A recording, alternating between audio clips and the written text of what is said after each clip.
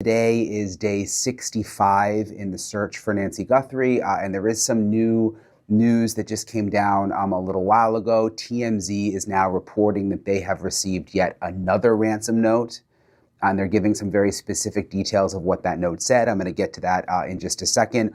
Also, Savannah Guthrie was back on the Today Show for the first time since her mother, Nancy Guthrie, disappeared. And one thing that I'm wondering is it just a coincidence that TMZ has received this new alleged ransom note on the same day that Savannah Guthrie went back to work?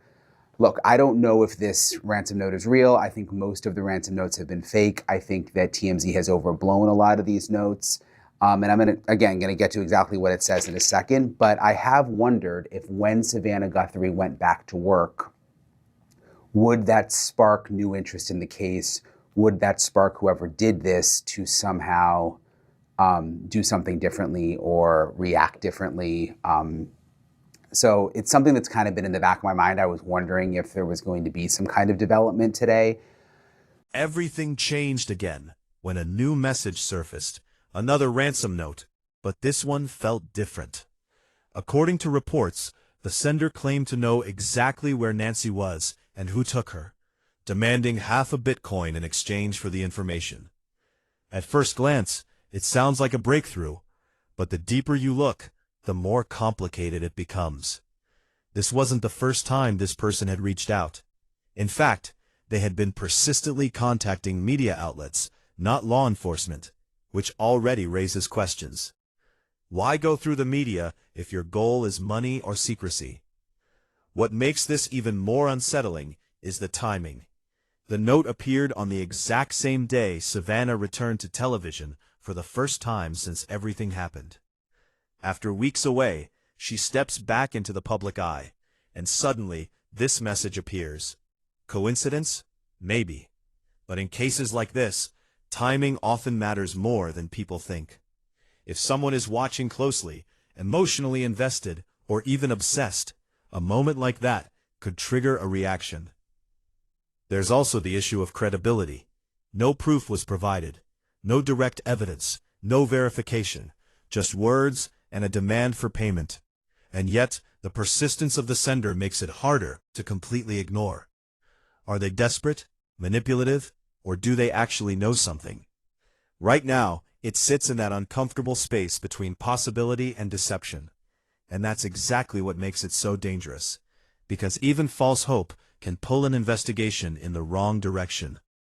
Before we go further, let me know what you think. Do you believe this ransom note could be real, or is someone just trying to take advantage of the situation? Drop your thoughts in the comments, and don't forget to like and subscribe so you don't miss any updates on this case. So anyway, I'll get to the TMZ note in a minute. First, I do want to reference, though, Savannah going back to the Today Show this morning. She said that she had received many letters, that she had received so much kindness. She said, "Good morning. Welcome to Today on this Monday morning. We are so glad you started your week with us, and it is good to be home." She wore yellow. And she later went outside, you know how the Today Show anchors do, and was taking pictures with fans outside. And there were all these people who had signs saying, "Welcome back, Savannah."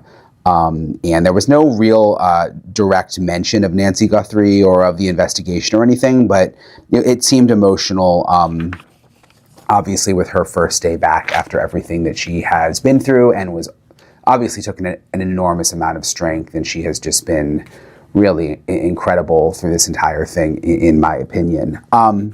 Okay, back to this TMZ note. So I'm going to read, I took notes of what TMZ is saying happened here with this latest ransom note. They are saying that a person has been incessantly contacting us. They use that word, incessantly.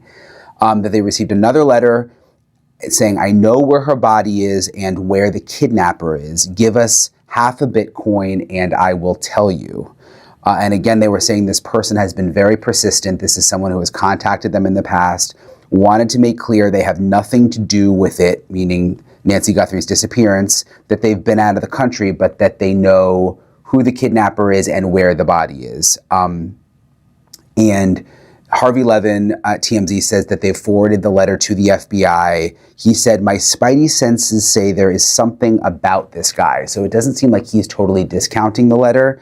At one point, Harvey Levin said at one point the same person who emailed before said time was of the essence, then later said time was no longer of the essence, which it seems like is making Harvey Levin think that this is legit because the person may have sent the first note when they knew that Nancy Guthrie was alive, and then perhaps sent the second note when they knew that Nancy Guthrie was no longer alive. Now, I don't know what to make of these TMZ notes.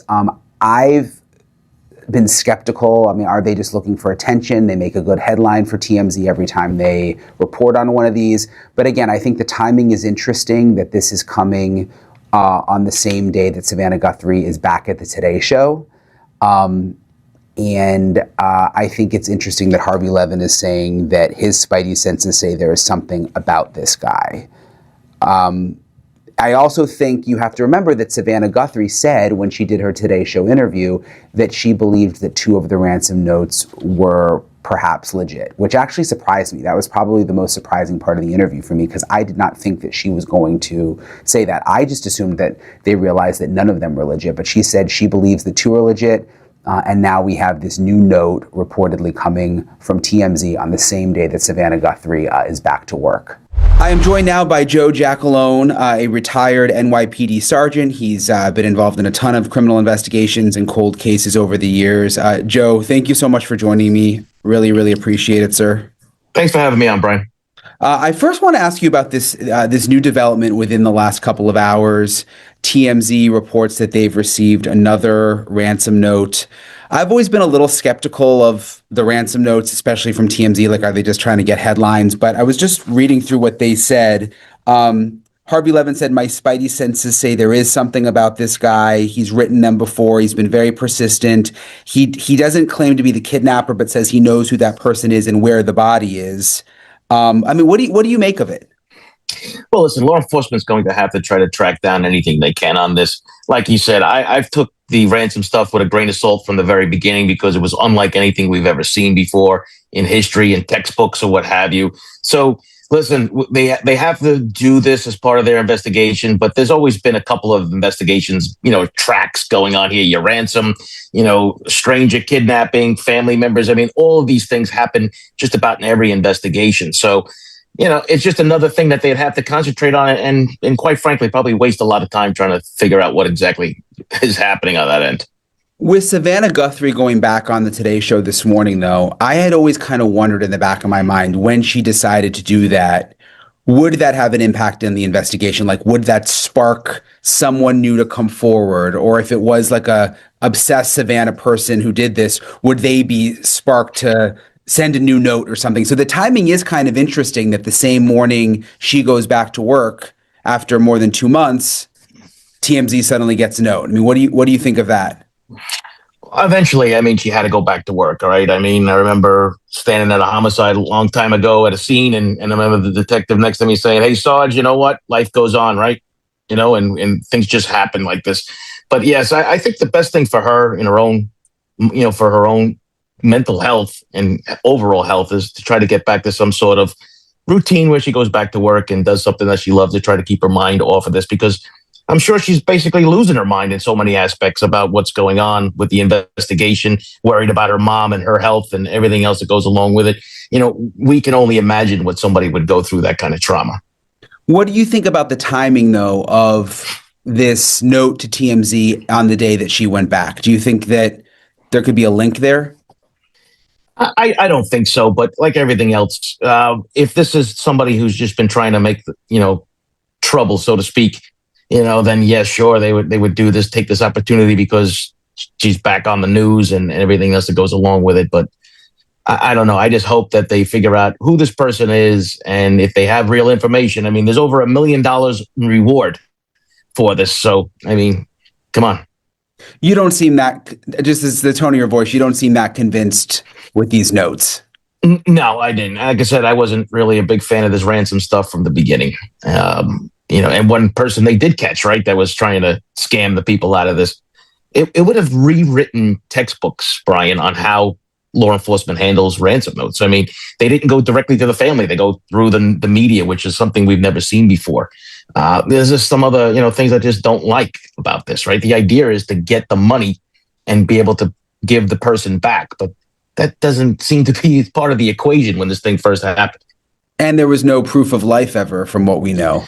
Right. And you're not going to send any money over the internet for this. I mean, it's not that it's gone forever. I know a lot of people don't think that the Bitcoin can't be, traced, but listen, there are a lot of people out there that have the skills to be able to do this. And you know what? The FBI, I'm sure, is working on that as we speak.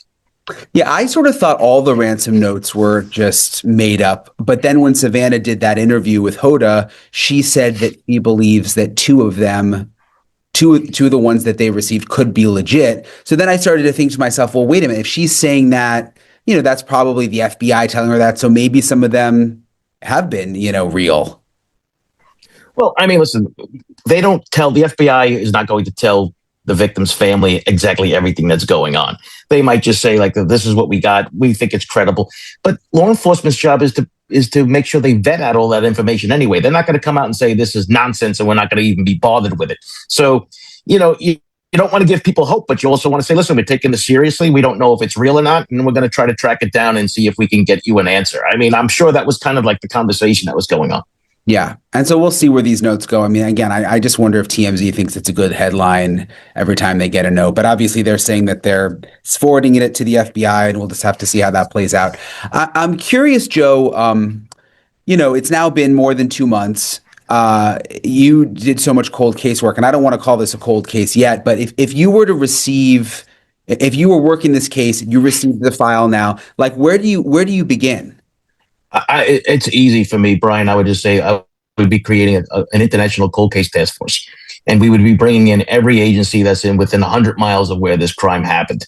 And I'm talking about at least one representative. And of course, we would include the federal partners, including the DEA. Now, people say, well, how do you know? Why would the DEA? Because Mexico is not that far away, and I'm sure the DEA has assets and confidential informants in Mexico that they can help out with this investigation. And one of the things that I would be pushing for is to be debriefing every prisoner that gets arrested within that 100-mile radius, asking them if they know anything about the case, asking recently convicted prisoners as they're sitting in the cell for the first time in the first week, you know what, maybe they do know something. Listen, you have to go to the sources where these guys hang out and these guys know one another, so to speak, and try to get information out of somebody. This is a get out of jail free card. And like I said before, over $1 million and you haven't had a real tip that led you anywhere is really concerning, which means it could be a big part of the dark underworld that we don't know about just yet. And people have been keeping it quiet. But you know what? One thing I found in my career is that somebody who's been sitting in a cell says, you know what? I know something. I got to get out of here. And they can try to make a deal. It's interesting you say that. One of my cop friends, and he's not even a detective, he's a street cop and he's a younger guy. He was asked, we were chatting about the Nancy Guthrie case, and that's what he said. He said, I bet at some point someone in prison is going to have the tip. And I was like, why do you think that? And he said, I don't know. I just have a hunch. Like at some point it's going to be someone behind bars who gives up some info. Well, I mean, it's a tactic that we use quite often when we're trying to investigate cold cases, when you're dealing with things with 20, 30 years old. Who else would know about things such as this? And listen, debriefing of prisoners, even at intake, and I don't care if it's for something minor, you never know exactly how many times people have been arrested and, they might be looking at some serious time and they have heard something. I'll take a rumor. I'll take anything. Of course, the police have to go and vet that information, but it's a lead, right? There comes a point you have to go and shake the trees and create your own leads. I don't want to see police departments sit back and say, well, we have DNA possibly, right? Well, no, you have nothing until you get it back. That's the first thing. And even if you get it back, you don't know if it's going to be usable, if they were able to extract the mixtures, all those things that go, right? Get off your butts, go out there and start shaking your own trees. Make something happen. And listen, law enforcement has the capability of doing this, but having all of those other departments doing the same thing you're doing, you shake enough trees, it could be something falling out of it. You mentioned Mexico. I've always wondered why it seems like they've downplayed Mexico. Like in the beginning, they made a point to say, well, we have no evidence to believe this has anything to do with Mexico. The Mexican government said the same thing, but it's so close. I mean, I drove there from Nancy's house. It takes like an hour and a half, maybe even less time if there's no traffic. Like, I just have a hard time just saying it has nothing to do with Mexico. I don't. It seems like we should keep that possibility open. You always keep it open. But I also remember whatever the law enforcement agencies say too, you never take them for full value. They say everything and nothing all in the same sentence, right? Oh, everybody's cleared. Nobody's cleared until the case is over. I mean, it's as simple as that. First of all, you don't want to keep people. You want to keep people calm. You want to keep people, in a situation where if they might make a mistake. So we never want to label anything as, this person, that person, or anything else. But yes, you have to keep the Mexico angle open. Not even saying that there, drug cartels are involved. It's just an easy escape over the border kind of thing, which in this case might even help even more in respect that it's an automatic federal takeover at that point, as soon as you have that international line cross or a state line cross. And quite frankly, something I was hoping for, where the feds would be able to just step in and say, okay, our turn. The feds are always lurking in these cases. I mean, I've worked with the feds, and it's not like television where you're always fighting. It's actually really a symbiotic relationship, and I've always had some good relationships with those guys and girls. But you know what? We hear differently. We don't know for sure what's happened in Pima, but if that's the case, it would be an absolute shame if that occurred.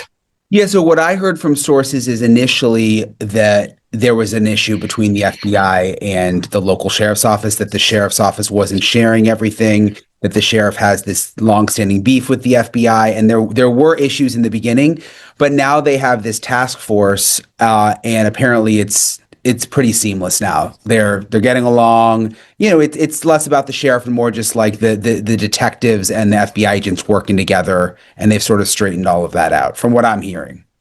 Well, let's hope so, right? I mean, but even then, you've lost valuable time in those weeks where you're trying to iron this out. And did it get ironed out because it finally became public and became part of the discourse of what was going on in the investigation? Because if that's the case, okay, great, you fixed it, but it's still like you got to shake your head and say, what were you thinking? I mean, there's so many things that I look at this case and I just scratch my head, and I always make the joke that I said if I had hair, I'd pull it out.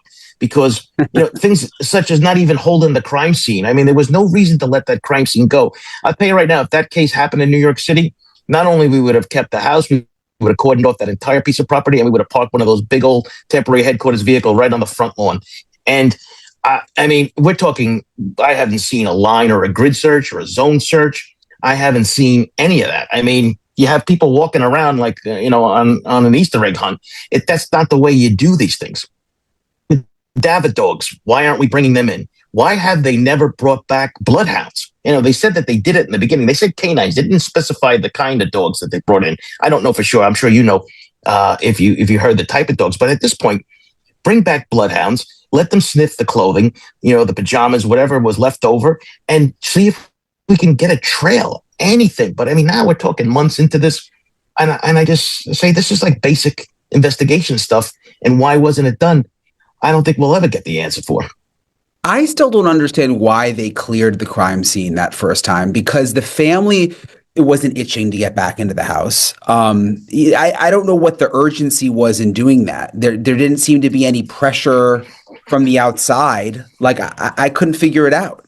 From all we know, that there was nobody else that even had an expectation of privacy for that house, meaning the only person that had access to the house or the privacy was Nancy herself, which means we wouldn't need, we meaning law enforcement, not me personally, wouldn't need even a search warrant at that point. So, I mean, to say that you would just do this and then leave and then let everybody kind of walk all over the place, it's kind of like, I question that. It's like that entire place should have been done. Because remember, we saw the guy come into the, I think it was the septic tank, right? And kind of like poking in a few days. You found the blood, on the doorstep, right? I mean, the gloves. Talk about another nightmare scenario, right? Having 16 pairs of rubber gloves that they were left at the scene by searchers, and then another pair of rubber gloves from 2 miles away. I mean, it's like, what are we doing here, folks? I mean, this is not the stuff that we train. And there are no national standards per se on how to run a crime scene, but there is plenty of literature on this. The National Institute of Justice has guides out on this stuff. There have been plenty of textbooks written on this. So to me, it's unacceptable in 2026. When I think you saw my story, we had a source close to the investigation in Silhouette talking, and I think you tweeted about it, where he was saying that the supervisor had never investigated a homicide, which I think I remember seeing your tweet. Like that didn't seem to bother. Weren't you trying to say, No. well, that part didn't bother you that much? Right. It doesn't bother me that because the supervisor's there to make sure that the detectives have what they need in order to investigate the case. So when I was a sergeant in the detective squad, I remember the lieutenant telling me when I was brand new sergeant in the squad, I remember the lieutenant says, give the detectives enough space. Your job is to make sure that they have the equipment and the necessary means to do their job and just let detectives do their work. So yes, when you saw that, I said, that doesn't matter, right? The idea behind the supervisor in this is going to be the manager, the mentor, the trainer, to be able to go in there and say, okay, guys, have you thought of this? No? Okay, why don't we give that a shot? I mean, that's really what the supervisor's job should be.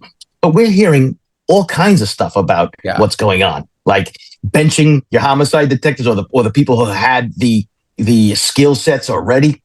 But you know what, Brian? I don't know if you've asked this question, like why didn't they ask for a mutual aid from Tucson or Phoenix, right? And initially, I'd be calling Phoenix and Tucson and say, hey, I need 5 homicide detectives or 5 detectives with experience. I need them there within 48 hours. We're going to pay the bill, but, send them down here. We need everybody at bear on this because it's been proven. The more detectives on an initial case, the faster you'll get it solved. It's as simple as that. And having all these people involved and all this experience to do so is something that needed to be brought bare to the initial stages of this investigation. Yeah, and beyond the supervisor, we're hearing that the detectives also had less than 2 years experience because the experienced detectives were moved out of homicide because of a beef with the sheriff and all this drama with the election, and it gets very political. Oh yeah. And I realized that like pretty much right when I got there and started talking to people, there's just these beefs with the sheriff that have been ongoing for a long time and seem to have bled into this investigation. And the silence is sort of deafening too in regards to like what people know from the outside, if they were even asked or what they even feel about the situation. But yes, listen, detectives who never caught a homicide or an investigation like this, the only way they're going to learn is until they do so.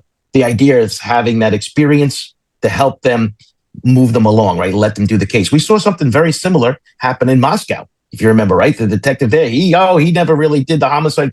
Yeah, and they made an arrest in that case too. So if you've investigated cases before, we train our detectives in New York City to solve homicides because you will then use all those tools to solve your lesser crimes. So we prepared our detectives to solve the ultimate crime against society so that anything less than that, they already had the tools necessary, which would bring in another conversation. What is their training like? Who does the training? How often is the training? And was anybody trained? Those are the next questions that would come up. I would like to see if they have a detective guide or a procedure about how to handle a crime scene, even from the uniformed cops, the first cops on the scene.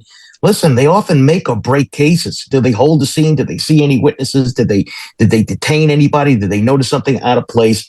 Those are all real important steps when you're dealing with a case like this.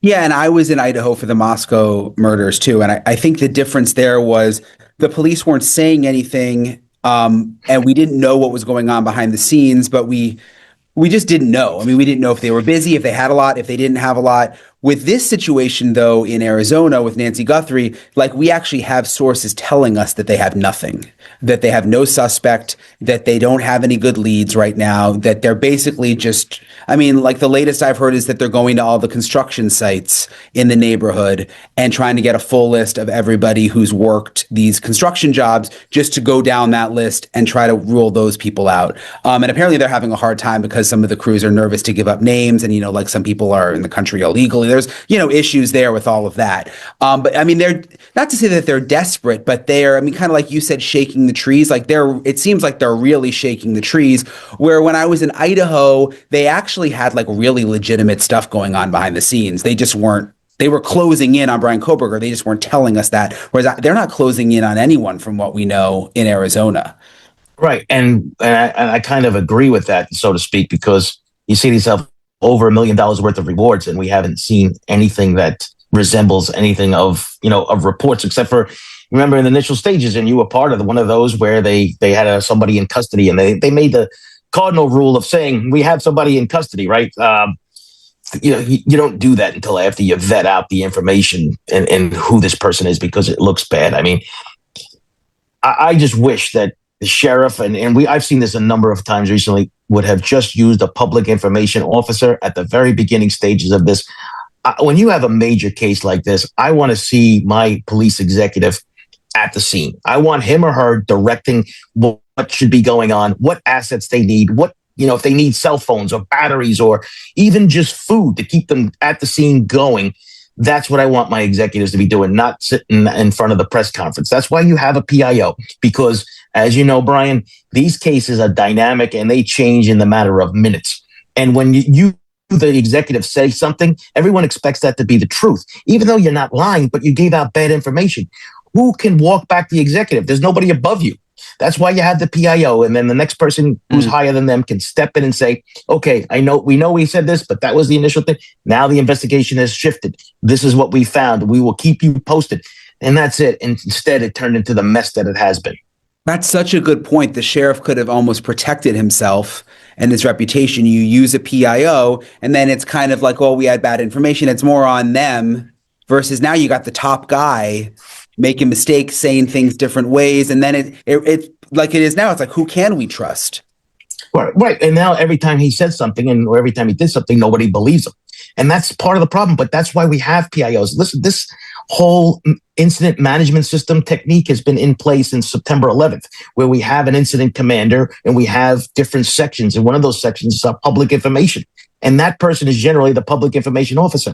And I can't remember the case offhand. Well, it was a much smaller department and it was a major case. And they actually got a PIO from a major city that wasn't too far away. And he stepped in, the sergeant stepped in and controlled the entire narrative, and everything worked out well. We spend the time and effort to train our PIOs to deal with the media, to be able to speak in front of the media and do all those things. As you know, it's not easy. So if we have somebody that's trained for somebody who, in this case, a police executive who really doesn't have that kind of training, who might think that they have that training, stand up there and say things that end up not being true, I think it turned off a lot of people. And of course, we see now a lot of negative attention directed his way, and unfortunately is rightly so. Well, you brought up Idaho earlier, and they did something like that. They brought in the Idaho State Police public information officer to handle things for them in Moscow, even though it was a city case. City of Moscow, they had someone from the outside come in and just handle all the media requests. And the chief maybe did like 1 or 2 interviews total. I mean, and it was very rare. And he just let that PIO handle everything. And that's the way it should be done, right? So we have the model, we have the training, right? FEMA runs this. We know exactly what we want them to do and say and be able to handle something during a big major case so that we don't run into these kind of problems. But we saw this up in the Brown University incident. We saw this with the shooting at Charlie Kirk. People coming out who shouldn't be saying things in the media, and it just doesn't foretell well about what's exactly the investigation is going to reveal. Plus, you bring in chances for the defense attorney to be able to do things, because remember, the defense attorney, if he's going to say, well, my client wasn't the guy because we're excluding all others. You had all these other people under arrest. What happened to them? Why weren't they the ones? I'm sure, you're just opening yourself up to this kind of stuff. And it's just, you have to prepare from the very minute this case starts that you're going to trial, and you dot your I's and cross your T's. And that's the way it should be handled. I know there's still a lot of holes, but I haven't talked to you about this case yet, so I'm just curious. Do you have a theory? I mean, do you have a working theory based on the information that we do have of what happened here, what the motive might have been? Well, there's a lot of things that a lot of people have speculated on a lot of things. But one thing that I can think of is that I don't believe she was a targeted attack. I think there was going to be a planned burglary and that this thing went bad. Why do I say it's not a targeted attack? Well, listen, look how they the guy dealt with the camera, right? I mean, putting flowers on it, whatever. He wasn't really in a big rush. He wasn't really too concerned about this. And I had said from the very beginning that this guy was an amateur. And the reason why I said that is because he did not look prepared. Now, the people will throw that back at me and say, well, Joe, he's not an amateur, but we're 2 months into this. Well, listen, these guys make mistakes. It's up to law enforcement to be able to figure out what those mistakes are. But listen, most burglaries happen directly through the front door. So that was his first intention. Does it happen through the back door? Apparently that's where things go. But you have an 84-year-old immobile person who has a heart monitor and all the other things that go along with it. bad choice if she was a targeted attack, because the likelihood of something going wrong with her is extremely high. And now you're looking at murder charges. So, But if it's just a burglary gone wrong, though, why would he have been there previously? Remember, like, we think he was there January 11th, which would have been 3 weeks before. Would he have been planning it staking that out long? staking out the joint, right? He's actually doing his homework. He's looking at things. Maybe he's knowing that her routine is like she goes over to her, she leaves every Sunday to go to, wherever. So, it was that day of Sunday. I mean, was it on a weekend where, so was he doing his homework, so to speak? That's just the way I would be looking as the working theory. And I had said before we started, once the ransom notes started kicking in, you have another level of investigation that has to be done there. So you have to be able to pivot. So you have, like I said, 3 investigations happening: ransom, stranger abduction, and always friends and family are always included in these investigations. I don't care what anybody says. Most people are victimized by someone they know, and that's a direction that cases often go through. That doesn't mean it's true, but you as the investigator have to exclude all others. That's the goal. So if I can exclude the family, great, move on to the next one. Let's go through this. But that's why I'm pushing this debriefing of prisoner stuff, because this isn't the first time I don't think this guy would do a burglary or do something like this. Show that photo to your prisoners. Show the video, because he had a little bit of a funky walk, right? He had that knapsack on that might have been a little too heavy. Looked like he almost would lose his balance. Maybe somebody identifies the gait, right? I mean, anything. You're never going to know until you try, and that's the bottom line here. One of my friends, a retired FBI agent, Maureen O'Connell, who I have on a lot, you mentioned the gait and looked kind of funky. She thinks he was high. Like, she's just convinced that the guy was like on drugs. He might be. I mean, listen, you have an elderly person, but probably information out there is who she actually was. So, guys like this who may be using drugs, whatever, think there's drugs in the house, there's cash money, right? Because elderly people senior citizens tend to have cash in the house, right? So, I mean, it becomes a target-rich environment as far as I'm concerned.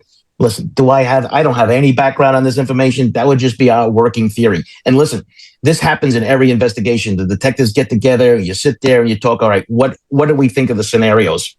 And then you lay out all the scenarios, and then you see what evidence leads you to that.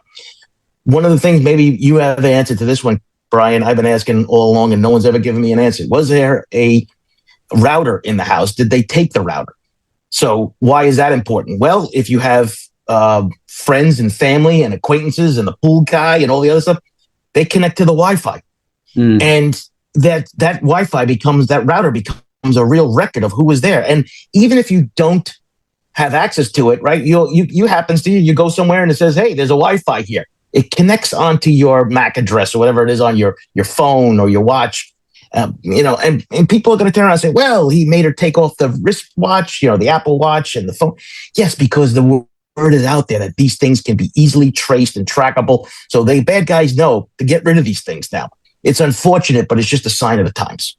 You think we'll get a resolution soon?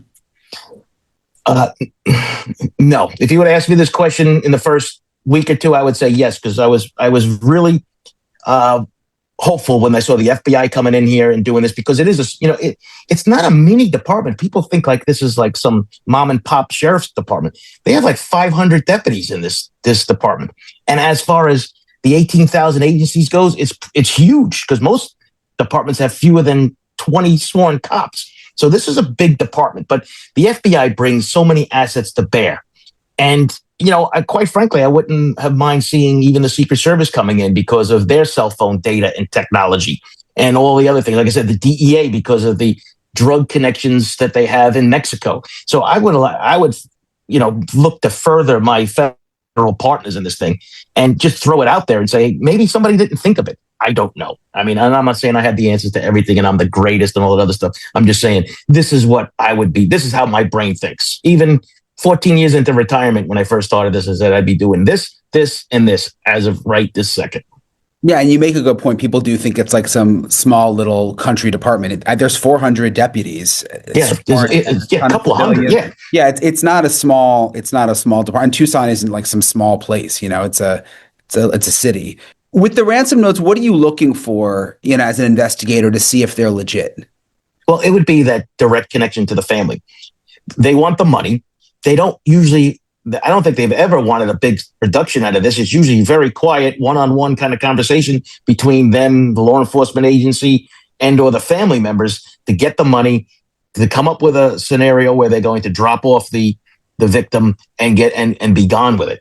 So to bring in all of the national media and all the other stuff is just way too much for me as far as I'm concerned. Because if you're trying to keep something like this, you want to keep it on the down low. You don't want to have the FBI getting involved in this thing off the bat. You don't want that if you're a bad guy. No way, no how. All right, I appreciate Joe for taking the time to talk with me, help me go over all these new developments. There's a couple of other things I wanted to tell you about that's developed over the last couple of days, specifically when it comes to Sheriff Nanos.